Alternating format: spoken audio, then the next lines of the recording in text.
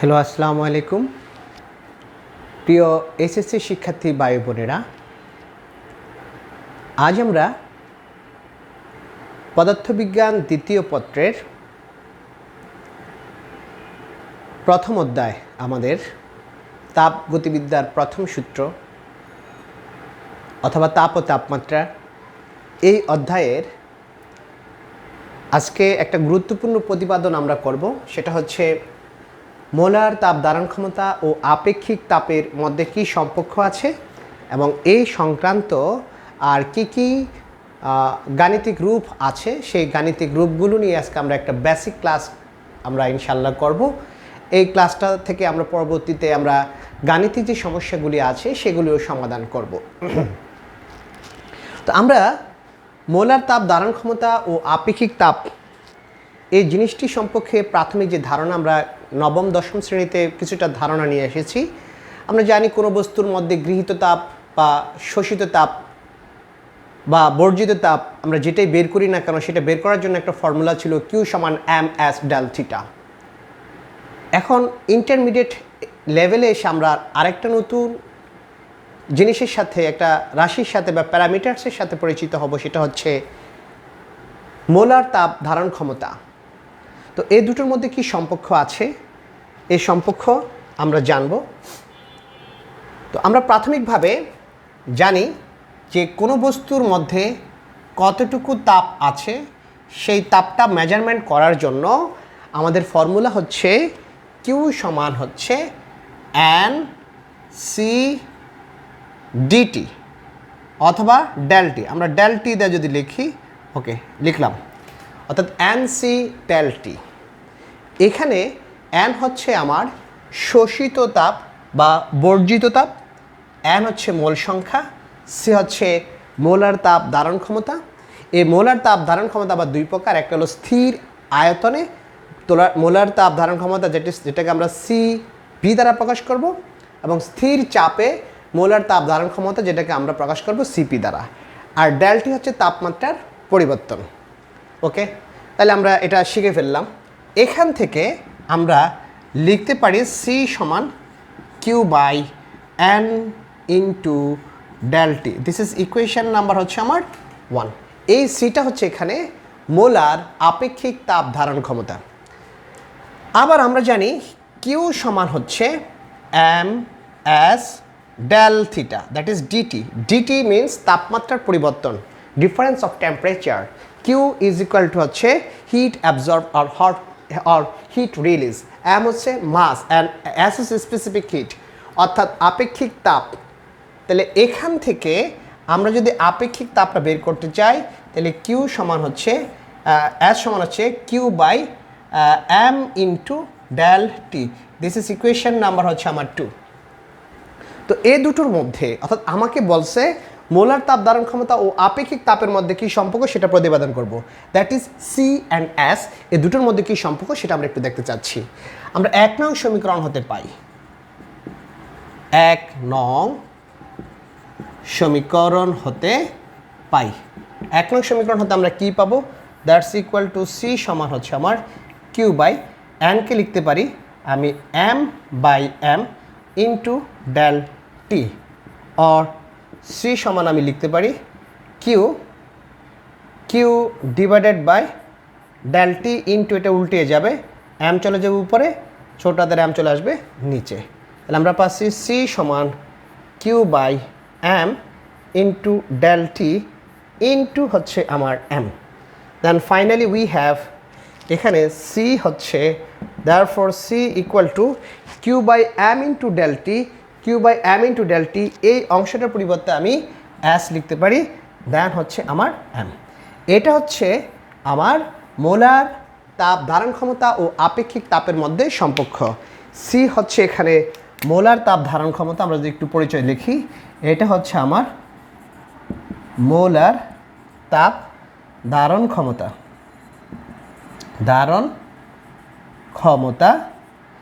আর S হচ্ছে আপেক্ষিক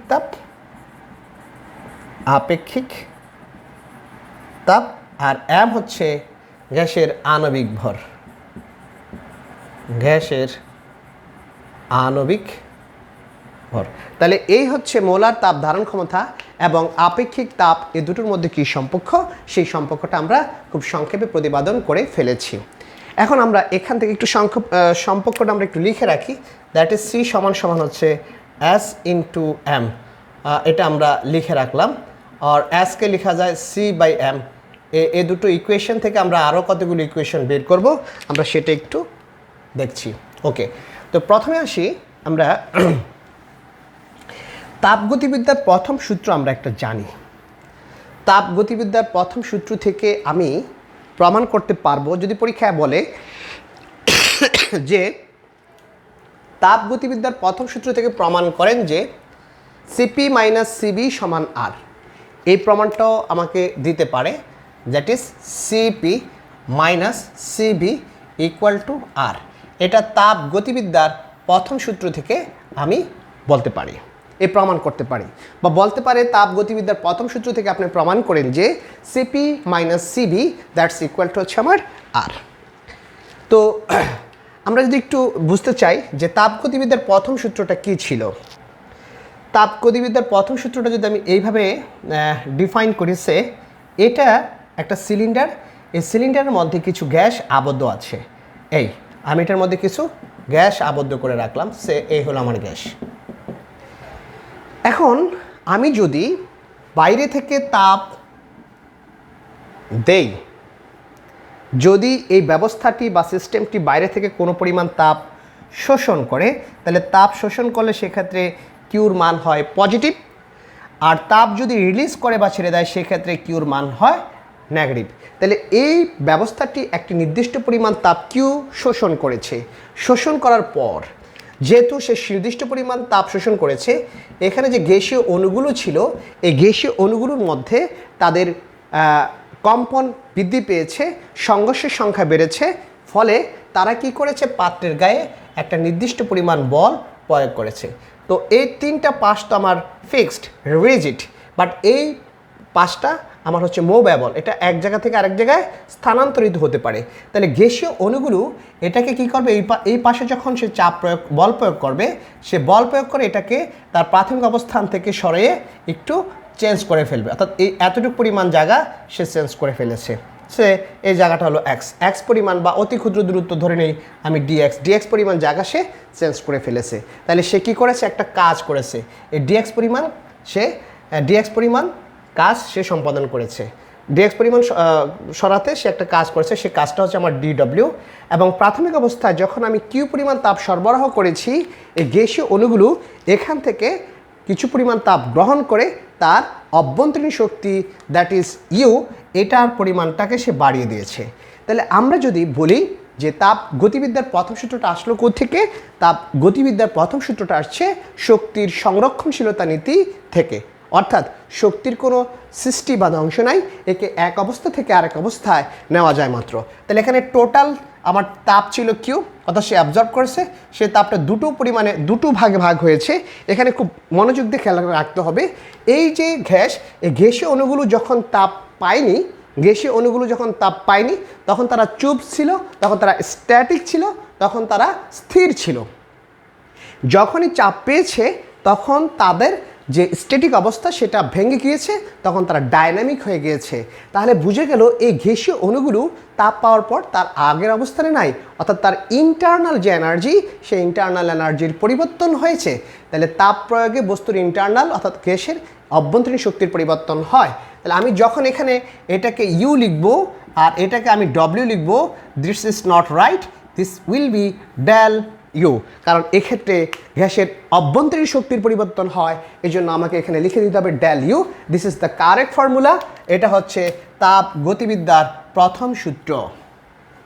তাহলে এটার পরিচয়টা আমরা লিখি, এই তাপ গতিবিদ্যার প্রথম সূত্র হচ্ছে, এটা হচ্ছে কিউ হচ্ছে আমার তাপ, ডেল ইউ হচ্ছে আমার অভ্যন্তরীণ শক্তির পরিবর্তন, আর ডব্লিউ হচ্ছে আমার কৃত কাজ। ওকে, আবার আমরা জানি কৃত কাজ কি। কৃত কাজ আমরা জানি ডব্লিউ সমান, যদি অতি ক্ষুদ্র কাজ করে থাকে তাহলে ডিডব্লিউ হবে ডিডব্লিউ। আমরা জানি কাজ সমান বল ইন্টু বলের দিকে সরণ হচ্ছে আমার ডিএক্স পরিমাণ, আর বলটা হচ্ছে আমার এখানে এফ। বাট সে কিন্তু একটা ক্ষেত্রফলের উপর চাপ প্রয়োগ করেছে, একটা ক্ষেত্রফলের উপর বল প্রয়োগ করেছে। আর একটি ক্ষেত্রফলের উপর বল প্রয়োগ করলে তখন সেটাকে আমরা বলি চাপ। তাহলে চাপ সমান সমান বল বাই ক্ষেত্রফল। সে এই ক্ষেত্রফল, this area can be denoted by A, then F equal to P into A. Okay, তাহলে আমি এই যদি এফ এর পরিবর্তে লিখি P into A then DX, তাহলে P into DX that's can be written as P into DV, অতি ক্ষুদ্র আয়তন অর্থাৎ ক্ষেত্রফল ইন্টু উচ্চতা, দ্যাটস ইকুয়াল টু আয়তন। তাহলে A into DX can be written as DV. তাহলে আমার তাপগতিবিদ্যার প্রথম সূত্রকে আমি লিখতে পারি কিউ সমান del U plus P DV. এটা হচ্ছে তাপগতিবিদ্যার আমার প্রথম সূত্র। এই তাপগতিবিদ্যার প্রথম সূত্র থেকে আমি এখন প্রমাণ করব CP minus CV that's equal to R. খেয়াল রাখতে হবে এখানে কিন্তু ডেল লেখাটা বাধ্যতামূলক। ডেল কেন? কারণ সে তাপমাত্রা পরিবর্তন করেছে। ভি ডিবি লিখবো কেন? কারণ সে তার আয়তন পরিবর্তন করেছে। তার প্রাথমিক অবস্থান ছিল V1, দেন হয়ে গেছে V2, এর জন্য হবে DV. DV can be formulated by V2 minus V1 or B final minus B initial, that can be written by this way. ওকে, তাহলে আমরা পরের ইকুয়েশনটাতে আসি। আশা করি এতটুকু সবারই ক্লিয়ার হয়েছে। ওকে, এতটুকু সবারই ক্লিয়ার। আমরা এখন কতগুলো প্রতিপাদন জানি আমরা। কিউ সমান সমান N C P and DT, এটা জানি। কিউ সমান এন সি পি ডিটি, স্থির চাপে। ওকে, দেন ডি ডব্লিউকে আমরা জানি কি? ডি ডব্লিউ সমান হচ্ছে পি ডিবি। আবার পিবিকে লেখা যায় এন আর ডিটি, যেহেতু আমরা জানি পিবি সমান এন আর টি, এটা জানি আমরা। That's equal to D W থেকে পি ডিবিকে লেখা যায় হচ্ছে আমার N R DT. And del U can be written as that's equal to N CV DT. এই ফর্মুলাগুলো আমাদের জানতে হবে। এইগুলো আমরা এখন 1 নং সমীকরণ যদি বসাই তাহলে আমরা তাপগতিবিদ্যার প্রথম সূত্রের রূপটা কেমন পাবো? কিউ হচ্ছে এন সিপি ডিটি সমান del U that's equal to পাচ্ছি N CV DT plus D W পাচ্ছি আমি ডিডব্লিউ পাচ্ছি এন আর ডিটি। নাও আমরা এখানে একটা কাজ করতে পারি। এন ডিটি সবগুলোতে আছে, আমরা এন ডিটি কমন নিয়ে যদি যাই তাহলে এখানে রইল C V, then N DT যদি আমি কমন নেই তাহলে থাকে সিপি প্লাস থাকে R. N DT cancel out, then CP সমান হচ্ছে CV plus R, that's equal to লিখতে পারি CP minus CV equal to হচ্ছে আমার আর। এটা হচ্ছে স্থির চাপে মোলার আপেক্ষিক তাপ থেকে স্থির চাপে স্থির আয়তনে মোলার আপেক্ষিক তাপ বিয়োগ করলে আমরা সেখান থেকে ইকুয়েশন পাচ্ছি হচ্ছে আমার আর। এটা আমার একটা ফর্মুলা আমি দাঁড় করিয়ে ফেললাম।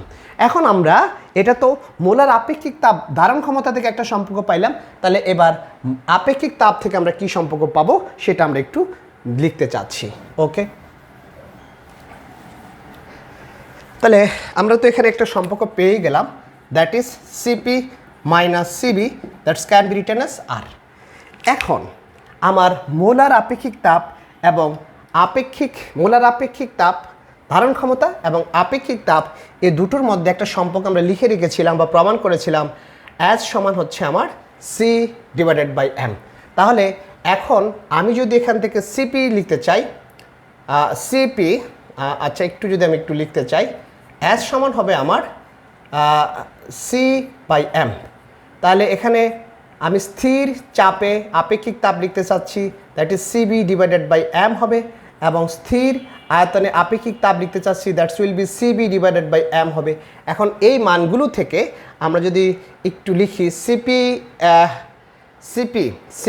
এটাকে কী লেখা যাবে? সিপিকে লেখা যায়, দ্যারফোর এখানে লেখা যায় সিপি সমান সিপি ইন্টু এম, আর এখানে সিবিকে লেখা যাবে এসবি ইন্টু এম। তাহলে আমরা লিখি সিপির মানটা বসাই, that is SP into M minus এখানে আছে SV into M equal to হচ্ছে আমার আর। দেন এখান থেকে যদি আমি এম কমন নিই তাহলে পাচ্ছি SP minus SV equal to R. Therefore SP minus SV that can be written as R divided by M. এটা হচ্ছে কোনো একটা গ্যাসের জন্য তার স্থির চাপে আপেক্ষিক তাপ থেকে স্থির আয়তনে আপেক্ষিক তাপের যে বিয়োগফল, সেই বিয়োগফলটা হচ্ছে মোলার গ্যাস ধ্রুবক ডিভাইডেড বাই ওই গ্যাসের হচ্ছে আমার আণবিক ভর। এই হচ্ছে আমার মোটামুটি মোলার তাপ ধারণ ক্ষমতা ও আপেক্ষিক তাপ ধারণ ক্ষমতার মধ্যে সম্পর্ক। এবং আরেকটা সম্পর্ক আমরা যেটা পেয়েছিলাম, দ্যাটস ইকুয়াল টু ছিল CP minus CV equal to R, that's also formula. আমরা এই দুটো দিয়ে আবার ম্যাথমেটিক্যাল প্রবলেমও সলভ করতে পারবো। আবার যদি আমরা এটাকে অন্যভাবে কাউন্ট করতে চাই, সেটা আমরা কাউন্ট করতে পারবো বিপরীত ক্রমে। তো আমরা এই দুটো প্রবলেম বা এই দুটো গাণিতিক সূত্র দিয়ে আমরা অসংখ্য ম্যাথমেটিক্যাল প্রবলেম সলভ করতে পারবো। আমরা এই ক্লাসটি আর দীর্ঘায়িত করবো না, আমরা এখানেই সমাপ্ত করছি। আল্লাহ হাফেজ।